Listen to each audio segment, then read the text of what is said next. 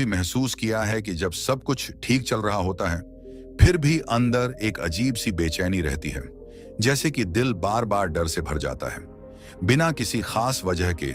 कभी चिंता, कभी डर, कभी घबराहट। ये तीन चीजें ऐसी हैं जो बाहर से नहीं बल्कि अंदर से हमारी जिंदगी को धीरे धीरे खत्म करती है। और सबसे दर्दनाक बात यह है कि लोग इसे नॉर्मल मान लेते हैं। गौतम बुद्ध कहते हैं, हमारी सबसे बड़ी लड़ाई बाहरी दुनिया से नहीं, हमारे अपने मन से होती है। और सच यही है, ये चिंता, ये डर, ये घबराहट, ये सब हमारे मन की उपज है, कोई और नहीं। हम खुद ही इसे जन्म देते हैं, खुद ही इसे पालते हैं और खुद ही इसकी वजह से पीड़ित रहते हैं। लेकिन क्या वाकई इससे छुटकारा मुमकिन है? क्या वाकई हम अपने मन को इतनी गहराई से समझ सकते हैं कि डर और चिंता की जड़ को ही काट दें? बिल्कुल कर सकते हैं। और यही गौतम बुद्ध ने सिखाया। उन्होंने ना सिर्फ अपने जीवन में चिंता और डर से मुक्ति पाई, बल्कि हजारों लोगों को भी उसका रास्ता दिखाया। बिना किसी जादू, बिना किसी तामझाम के, सिर्फ अपने विचारों की शक्ति से। इस वीडियो में हम जानेंगे कि बुद्ध के अनुसार ये डर और चिंता कैसे जन्म लेते हैं और कैसे उन्हें हमेशा के लिए खत्म किया जा सकता है। ना सिर्फ थ्योरी, बल्कि हम आपको देंगे एक ऐसा गाइड जो आपकी सोच को बदल देगा। ये सिर्फ मोटिवेशन नहीं है दोस्तों, ये वीडियो आपके जीवन का टर्निंग पॉइंट बन सकता है। इसलिए वीडियो को आखिरी तक ध्यान से देखिएगा, क्योंकि इसे पूरा देखने के बाद आप खुद को आजाद और खुश महसूस करेंगे और साथ ही आपका मन पहली बार शांत होना शुरू करेगा। अब तक जितनी भी फालतू की टेंशन आपके दिमाग पर भारी पड़ रही थी, जो बेवजह का डर आपके मन में बिना रुके चलता रहता था, वह सब आज से खत्म होने वाला है। और यही नहीं, इस वीडियो के बाद आपके जीवन की दिशा भी बदल सकती है। और दोस्तों, इस वीडियो के अंत में आपको यह भी जानने को मिलेगा कि गौतम बुद्ध ने अपनी मृत्यु से ठीक पहले अपने प्रिय शिष्य आनंद से ऐसा क्या कहा था, जो संपूर्ण मानव जाति के लिए एक अमूल्य वरदान बन गया। तो चलिए दोस्तों, शुरू करते हैं। मनुष्य बाहर से जितना शांत दिखाई देता है, भीतर उतना ही टूटा हुआ होता है। लोग मुस्कुराते हुए काम पर जाते हैं, हंसते हुए घर लौटते हैं, मोबाइल पर बातें करते हैं, लेकिन जब रात होती है और सब सो जाते हैं, तब असली सच्चाई सामने आती है। तब मन बोलने लगता है, तब दिल भारी होने लगता है, तब एक अजीब सी बेचैनी बिना किसी दस्तक के भीतर घुस आती है। सब कुछ ठीक होते हुए भी भीतर कुछ ठीक नहीं लगता। कोई बड़ी समस्या नहीं, फिर भी मन घबराया हुआ। कोई खतरा नहीं, फिर भी दिल डरा हुआ। कोई कमी नहीं, फिर भी अंदर खालीपन। और सबसे दुखद बात, लोग इसे सामान्य मान लेते हैं, कह देते हैं सबको होता है, आजकल यही जिंदगी है, थोड़ा स्ट्रेस तो चलता है। लेकिन गौतम बुद्ध कहते हैं, जिस दुख को तुम सामान्य मान लेते हो, वही धीरे धीरे तुम्हें अंदर से खत्म कर देता है। यही वह जगह है जहां से मनुष्य की असली पीड़ा शुरू होती है। बाहर की दुनिया नहीं तोड़ती, भीतर का मन तोड़ता है। गौतम बुद्ध ने बहुत शांत स्वर में एक बात कही थी, मन अगर तुम्हारे वश में नहीं है, तो वही मन तुम्हारा सबसे बड़ा शत्रु बन जाता है। डर, चिंता और घबराहट कोई बाहर से आने वाली विपत्ति नहीं है। ये किसी व्यक्ति, परिस्थिति या समय की देन नहीं है। ये हमारे ही मन की उपज है। मन भविष्य में जाता है और डर पैदा करता है। मन अतीत में जाता है और चिंता पैदा करता है। और जब मन वर्तमान में टिक नहीं पाता, तो घबराहट जन्म लेती है। सब ठीक होते हुए भी बेचैनी। बुद्ध कहते हैं, दुख तब नहीं होता जब जीवन में समस्या होती है।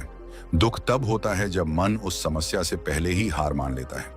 एक आदमी है, नौकरी है, घर है, परिवार है, फिर भी मन कहता है कुछ गलत होने वाला है।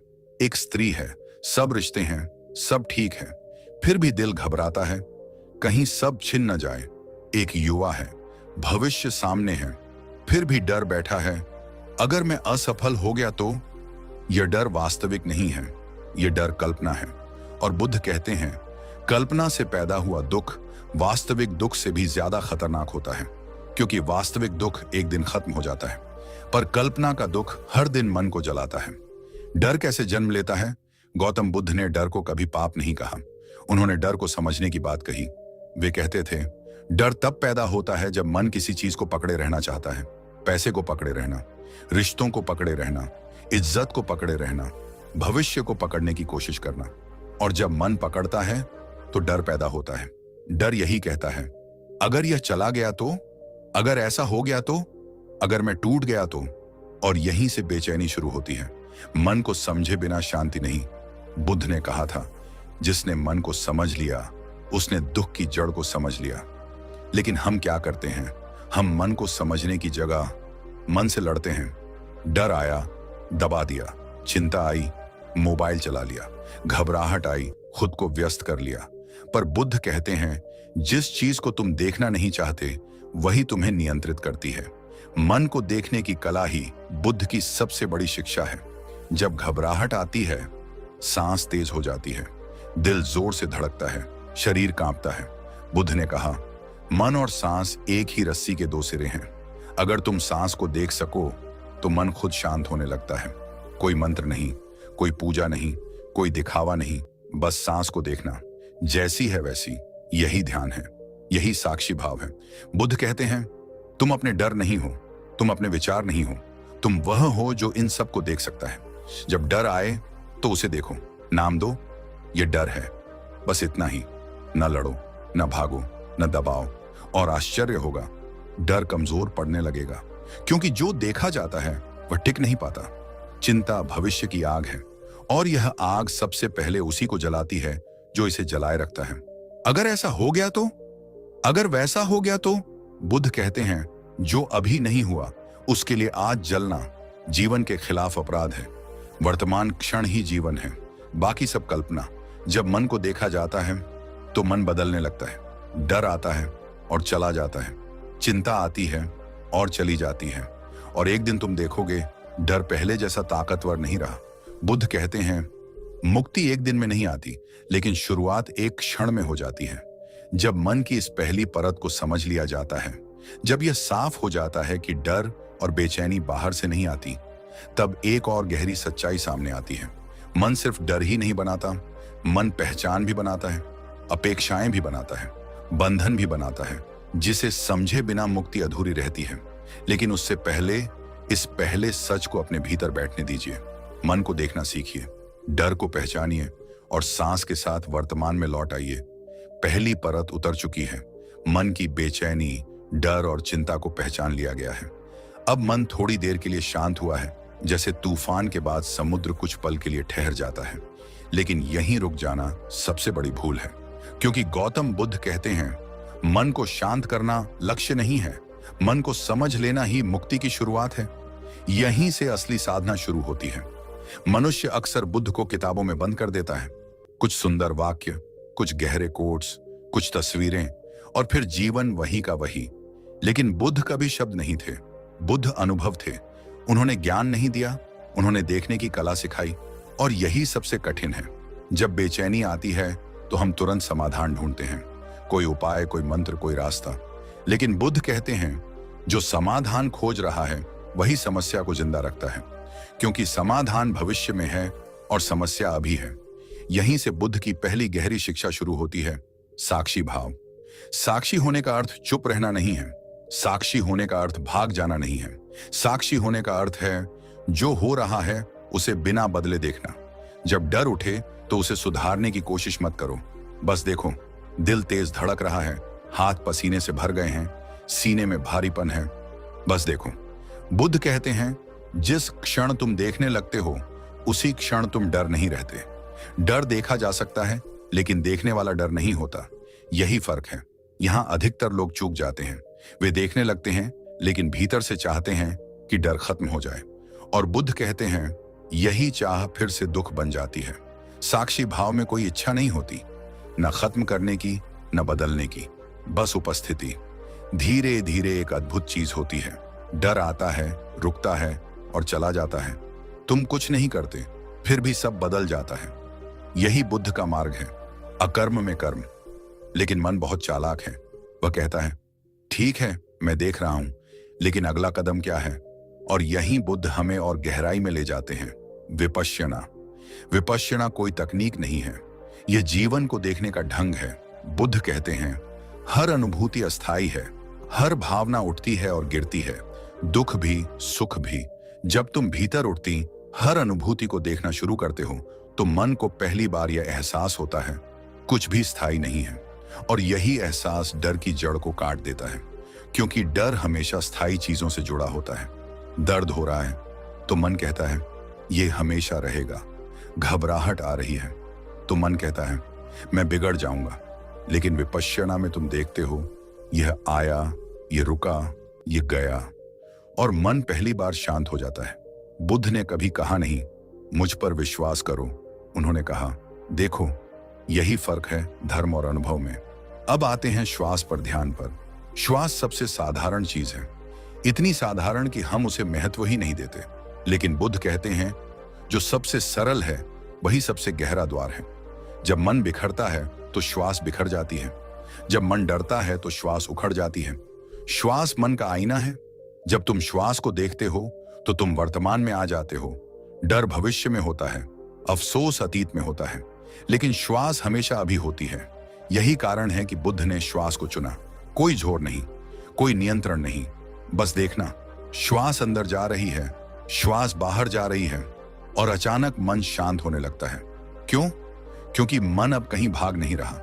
धीरे धीरे श्वास देखने वाला, विचार देखने वाला, भावना देखने वाला एक ही हो जाते हैं। और यहीं जन्म लेता है बुद्ध का सबसे गहरा वाक्य, अप दीपो भव। इसका अर्थ सिर्फ इतना नहीं है अपना दीपक स्वयं बनो। इसका अर्थ है बाहर कोई सहारा नहीं है, बाहर कोई उद्धार नहीं है। जो देख सकता है वही मुक्त हो सकता है। जब तुम अपने अनुभव को स्वयं देखने लगते हो तो तुम्हें किसी विश्वास की जरूरत नहीं रहती, किसी प्रमाण की जरूरत नहीं रहती।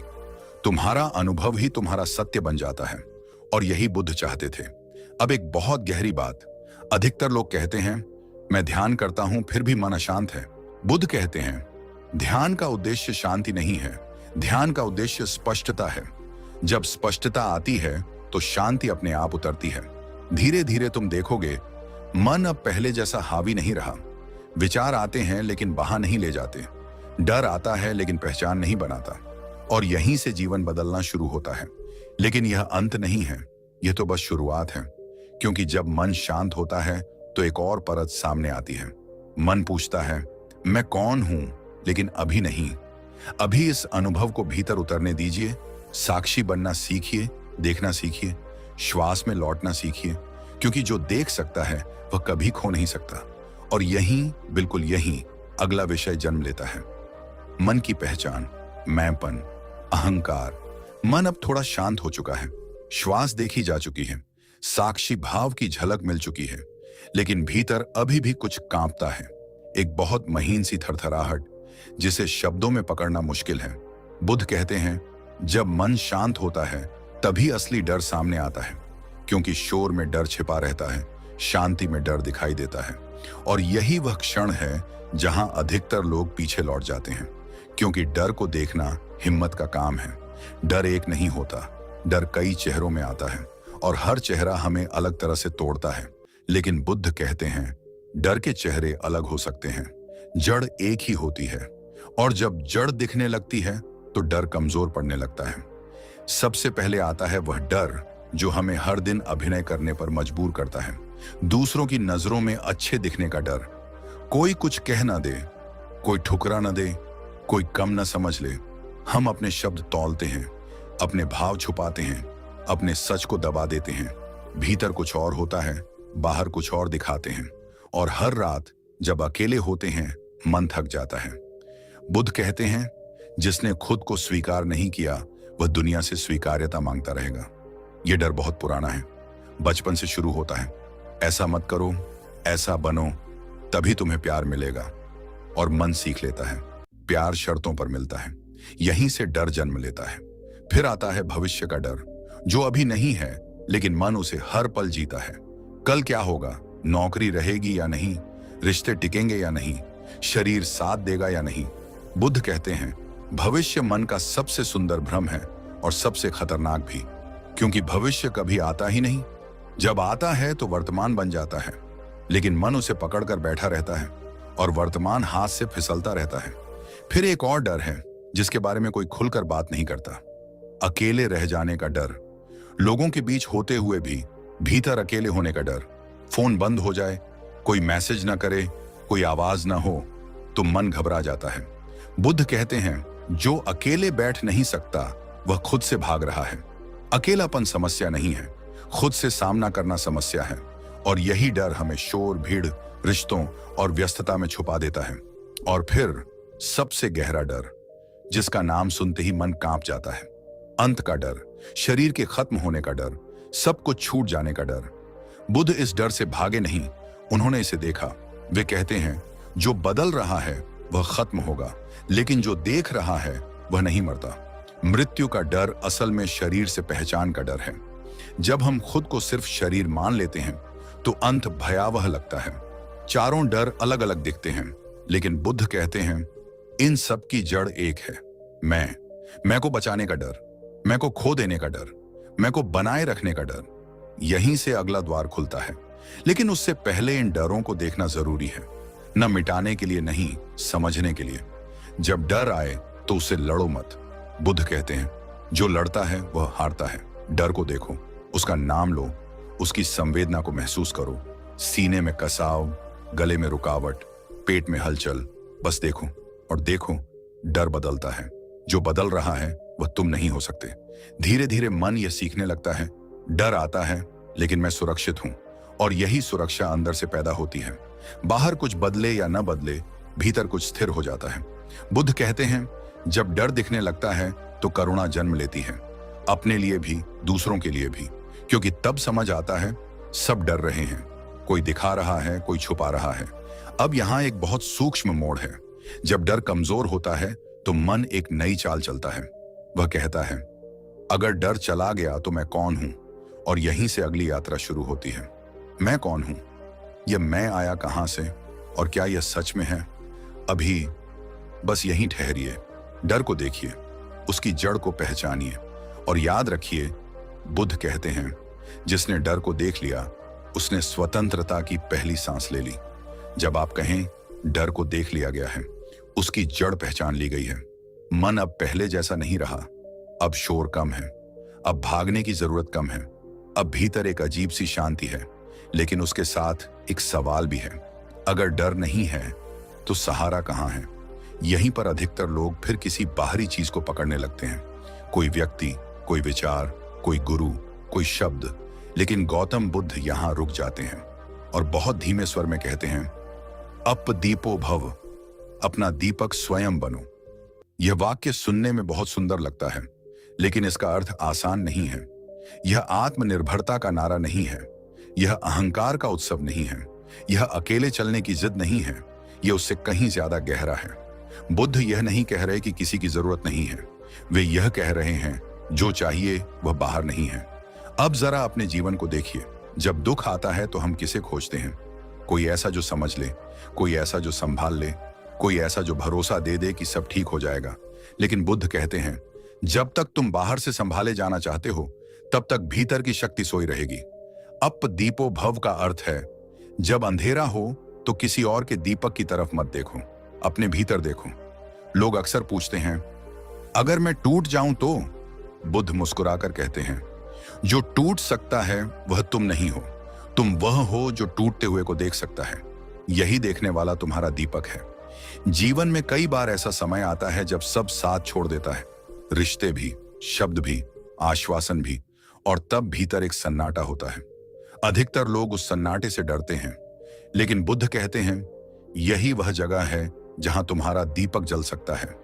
अप दीपो भव का अर्थ है अपने अनुभव को अपना सत्य बनाओ, किसी और की मान्यता नहीं, किसी और की परिभाषा नहीं। तुमने दुख को देखा है, तुमने डर को देखा है, तुमने मन को देखा है। अब तुम भरोसा कर सकते हो अपने देखने पर। बुद्ध ने कभी नहीं कहा मुझे मानो, उन्होंने कहा खुद को देखो। और जब तुम खुद को देखना सीख लेते हो तो धीरे धीरे एक अद्भुत चीज होती है, तुम दूसरों को भी वैसे ही देखने लगते हो, उनके डर के साथ, उनकी उलझनों के साथ, उनकी गलतियों के साथ, और यहीं से करुणा जन्म लेती है। अप दीपो भव का एक और अर्थ है दूसरे को बदलने की कोशिश छोड़ दो, खुद को देखने की हिम्मत करो। जब भीतर प्रकाश होता है तो बाहर अंधेरा अपने आप कम हो जाता है। अब जरा उस पल को याद कीजिए जब आप सबसे ज्यादा टूटे थे, जब कोई रास्ता नहीं दिख रहा था, जब कोई सहारा नहीं था, और फिर भी आप जिंदा रहे। किसी ने नहीं बचाया, कोई चमत्कार नहीं हुआ, आप खुद उस समय से निकल आए। यही आपका दीपक था। आपने उसे बस कभी पहचाना नहीं, बुद्ध कहते हैं, जिस दिन मनुष्य अपने भीतर के दीपक को पहचान लेता है, उसी दिन वह भीड़ में भी अकेला नहीं रहता और अकेले में भी खोता नहीं। अब इस पूरी यात्रा को एक पल के लिए समेटिए। डर आया, मन कांपा, आपने भागने की जगह देखा, आपने श्वास को देखा, आपने विचारों को देखा, आपने डर की जड़ों को देखा, और अब आप यहां हैं, थोड़े शांत, थोड़े सजग, थोड़े सच्चे। यही परिवर्तन है। यह वीडियो किसी समस्या को खत्म करने नहीं आया था। यह वीडियो आपको ठीक करने नहीं आया था। यह वीडियो आपको आपसे मिलाने आया था। गौतम बुद्ध की उस बात को एक बार फिर जीवन के संदर्भ में सुनिए। अप दीपो भव। जब अगली बार डर आए तो बाहर मत देखना। जब अगली बार मन टूटे तो किसी और के शब्द मत ढूंढना। जब अगली बार अकेलापन लगे तो भीड़ मत खोजने निकलना। रुको, सांस लो और भीतर देखो। वहीं कहीं बहुत भीतर एक छोटा सा दीपक जल रहा है। उसे किसी हवा से डर नहीं, उसे किसी अंधेरे से शिकायत नहीं, वह बस जलता है। और यही वह क्षण है जहां यह यात्रा रुकती नहीं, बल्कि अगली दिशा में मुड़ती है। क्योंकि अब सवाल बदल चुका है। अब सवाल डर का नहीं है, अब सवाल मन का नहीं है। अब सवाल है, यह मैं कौन है जो सब देख रहा है लेकिन अभी नहीं। अभी इस दीपक को अपने भीतर जलने दीजिए। डर को देखा गया था। विचारों की भीड़ में पहली बार इंसान रुका था और उसे यह एहसास हुआ था कि वह विचार नहीं है,